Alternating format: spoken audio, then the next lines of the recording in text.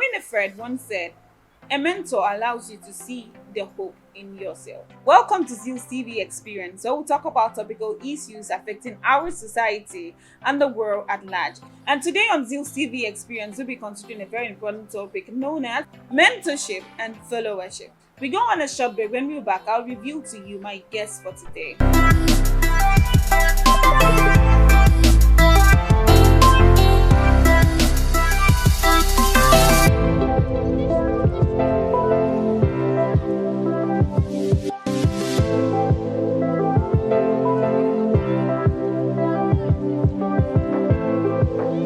You're welcome to Zeal's TV experience, where we talk about topical issues affecting our society and the world at large. Joining me today on Zeal's TV experience is a special guest of honor in person of Pastor ID James. You're welcome to the show, sir. Thank you very much.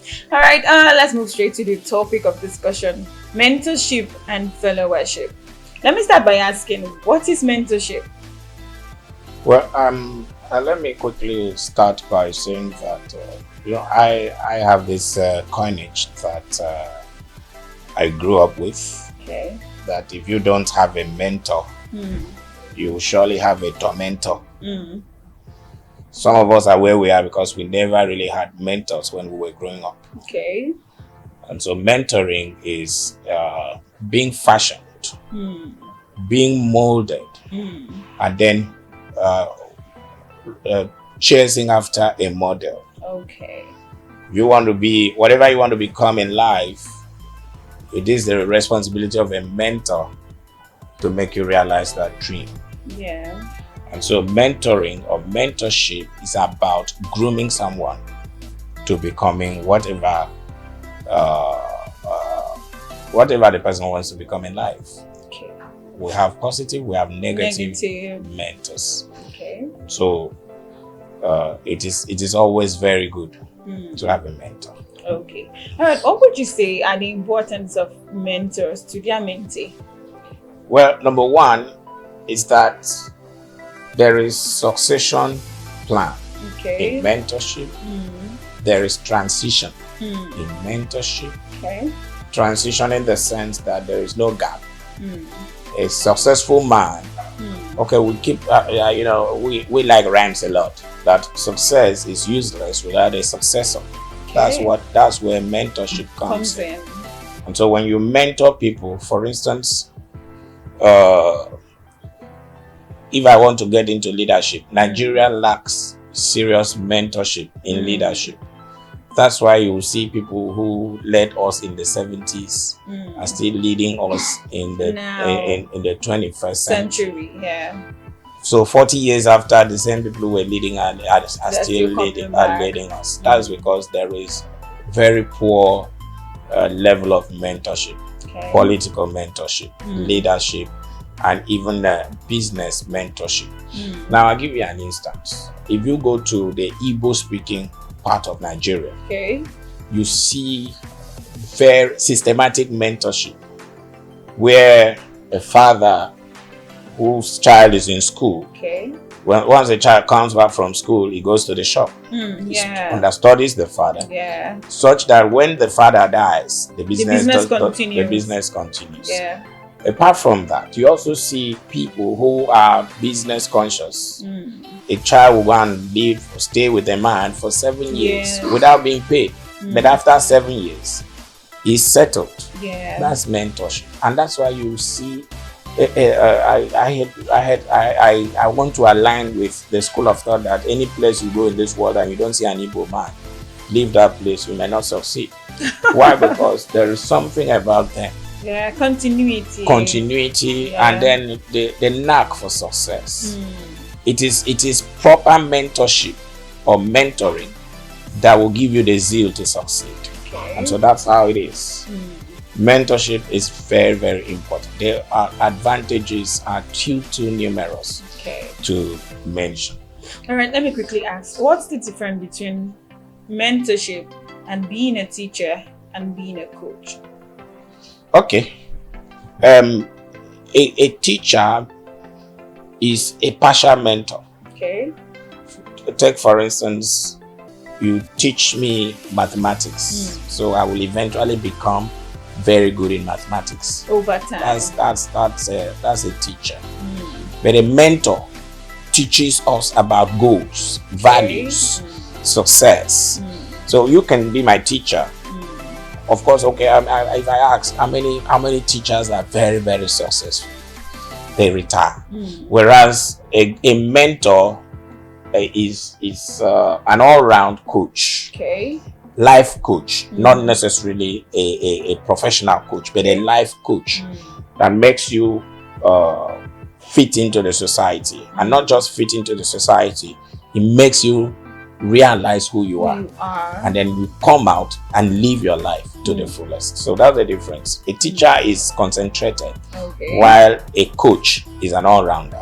Okay. All right. Permit me to also ask: is it a must? Like, is it compulsory for one to have a mentor? Yeah. Without a mentor, you surely will have a tormentor. What do I mean by tormentor? Tormentor is life failures. Life failures. That you have a mentor does not mean you will not fail, but a mentor will make you see failure as a catalyst to success. Whereas without a mentor, you end up failing flat. So it is mandatory. It is, in fact, it is a matter of urgent life importance that you have a mentor.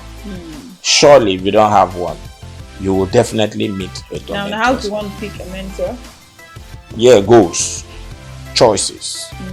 When I was growing up, I loved broadcasting. Okay. And so to be a good broadcaster, I needed to get a certain Michael Bush. Okay. Who became my mentor, and up until today, he is still. You may look at us. There's no great age difference, but he has been able to mentor me. Okay. He has been able to teach me. He has been able to. He's my life coach. He's really been. But when it comes to other areas, that's another problem people have. You don't necessarily have to have one mentor. Okay. Because there are so many spheres of life. Yeah. So you pick people who are successful in those areas and begin to build your life around them. And so as a pastor, I have a mentor who is doing exactly what he's supposed to do, modeling my life in that area. As a businessman, I have my own mentor. Okay. As a broadcaster, I've told you I have one. Yeah. So when you now see what the role these people play in my life, you see the real me. Okay. That's how. So mentoring, it's mandatory to have mentors, and it's also very good for your success. Okay. All right. What's the relationship like between you and your mentor? Okay. A lot of people have abused relationship between that you have a mentor does not make you a beggar. Okay. That someone is your life coach does not mean that you should go begging every time you lack.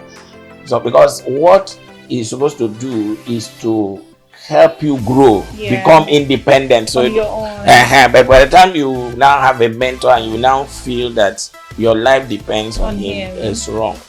Number two, every mentee ought to surpass the mentor.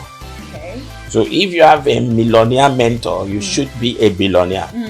And so that means you should begin to see the independence aspect of your life, such that a mentee should grow to a point that when your mentor retires, you now see him as your project, taking care of him. So that's how it should be. Now you talked about taking care of him. Does it mean that they're supposed to be in the same geographical area? No. Take for instance, just as I said, I'm a pastor. Okay. And I was in a ministry for almost 20 years. Where I am now, we are not in the same geographical area. But once in a while, I call the man and ask him how he's faring. Okay. And I ask him to send me his account number. Wow. Not that he has need, but I'm trying to let him know that product you produced is doing well. Okay. So sometimes you don't give to your mentor because he lacks, but you're making him know that he should be proud of you wherever you are. So whether you are in the same location, I'm sure you know that you can even have a mentor without him knowing. Yeah, sure, definitely. So obviously, it's not every mentor that you have a personal relationship with. Yeah. Beautiful. So you could be looking up for what he's doing, just to support him without necessarily making him know that he has made impact in your life. That's it. Okay, then also permits me to ask, is it a lifelong... You have the permission, so don't ask for it again. Mentorship, is it a lifelong journey that till the person dies, he remains your mentor or she remains your mentor? Well, a mentor is a mentor. I've told you, Michael Bush is my mentor in broadcasting. Sometimes we stay for 1 year without talking. But that does not take the fact, that does not in any way negate the fact that he's my mentor. So it's a life thing. Now, you may lose touch, but the values still remains. The drive still there. Is, you know, they said train up a child the way he should go, so that when he goes, he will not depart from it. Yeah. So your mentor, a mentor that you meet for 5 years, can leave a 50-year impression in your life, so that those values you had during those 5 years become your life principles, become your success drive. So once you have a mentor, whether there is no more link between you and them, he's still your mentor. Okay. All right. At what age, at what year do you think a mentee is supposed to detach from his or her mentor and then stand alone to, okay, I have gotten to this stage, I can do this on my own, I can go... But there's a difference between mentoring and coaching. Okay. Life coach might be someone who's bringing you up to maturity. But a mentor, some mentors meet people at the point of their maturity. Okay. Such that from day one, you may not necessarily, you may not necessarily have a dependence relationship with your mentor. Okay. So you could still be an independent person, but what the mentor does is to show you the values, the discipline involved, the rudiments. So when you talk about detachment, from day one you are not attached, but you are being mentored under someone. Okay. Now, how do people know they've picked a wrong mentor for themselves? Wow, that's a difficult one. Number one, you cannot just pick a mentor because you like him, or because you are emotionally attached. You pick a mentor because he has achieved something. What you are looking for is in him. So sometimes I can pick a mentor that I don't even like his face, but he has what I want.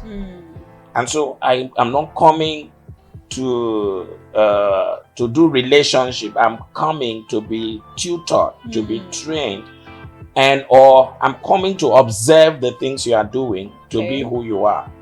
So the issue of choice of mentor has to be purely goal oriented. There must be a target. What do I want? And then when you know what you want, even if the person that can give you that stuff is the devil himself, you have to submit yourself to what makes him or her who is. So that is it. Okay. All right, let's talk about your career. You've been pastoring for some years now. How did it begin? Already? Yeah. I can't remember because I was a member of the church until I became a pastor. So it's been there. Yeah, I think I can remember about 1996 or thereabouts. After leaving my home church for about 2 years, I had no fulfillment, I had no passion. So I stayed away from anything church for almost 2 years. But I think about 1996. Started full time?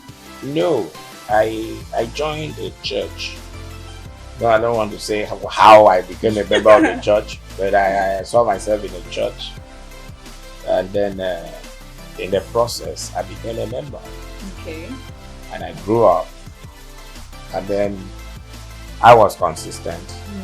I was well mentored because I desired to be mentored.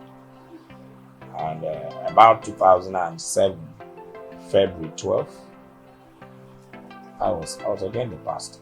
Okay. You can imagine, between 1996 2012.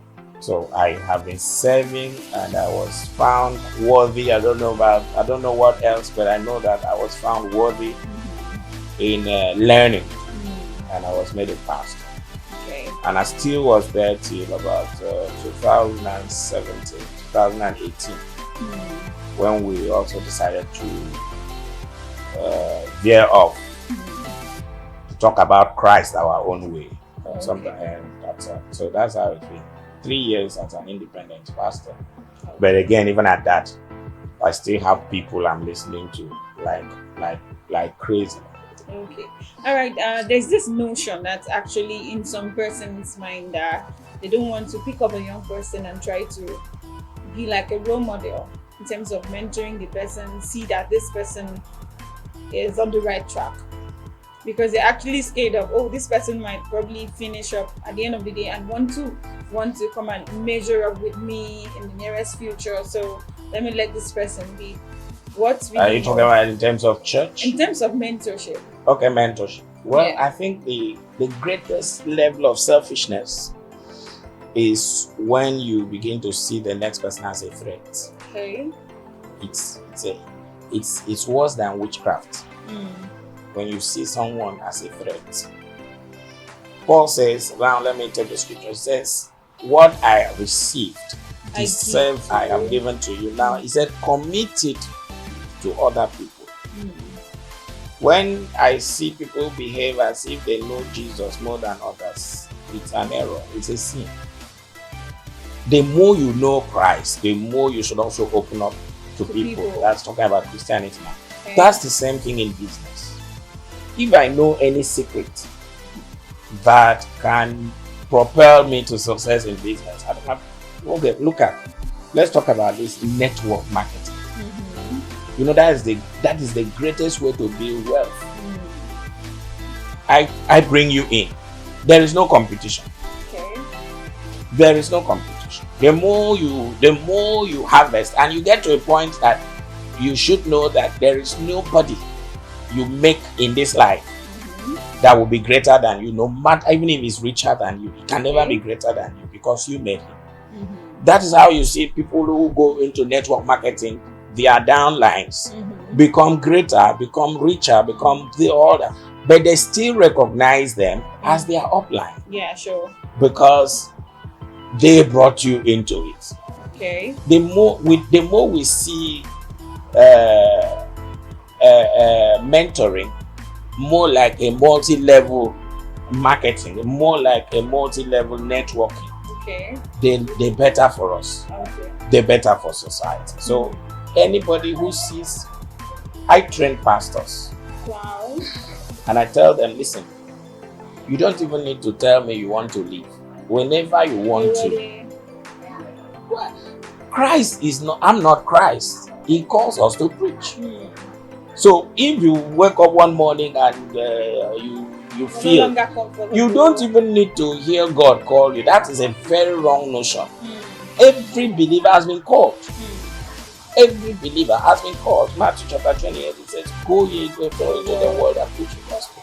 So if you wake up one morning and your body language tells you you want to leave, I can never say that you will not succeed. How? Is it my business?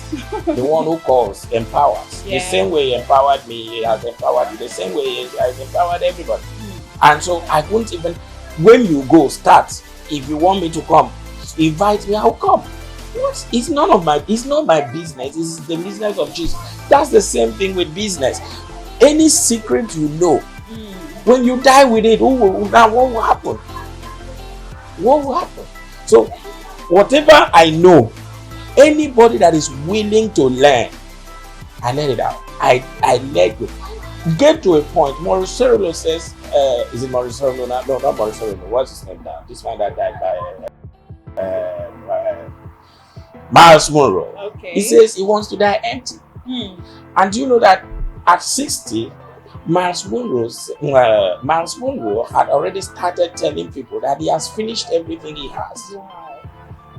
And he died about 2 years after. He said he will be so light that there shall be no potential found in him. That he has emptied everything in him. That's selflessness. And up until tomorrow, we might never have another Miles Monroe. Yeah. That is how life is. When you add value to someone, you are not losing value. There is no way you add value and lose value in the process of adding value. It's not possible. When you have this kind of mindset, everywhere you go to, you add value. Yeah, sure. And you bring value. You must bring something to the table. That is how it is. All right, sir. Your final word of advice to viewers out there who's been listening to you. Okay, I would like to say that in this life, you can never become anything until you have a mentor. It's both spiritual and also physical. When Jesus came to this world, he mentored disciples and released them at the end. Look at the exploits. And he told them, go even up to the uttermost part of the earth. And today, those he mentored have mentored people that have mentored people that have mentored people that today we now see people who preach the gospel. Even those who don't preach it well, but at least you will see. So if you want to go far in life, get a mentor. Don't be sentimental when choosing a mentor. Make sure you choose someone that will mentor you to a point that you will become a mentor. And then finally, I want to say, if you have been mentored and you are not mentoring, you are worse than a witch.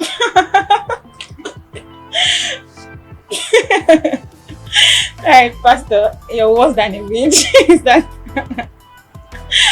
Well, I think I'm going home with that. I should be able to mentor someone in my area of interest. Once you have become,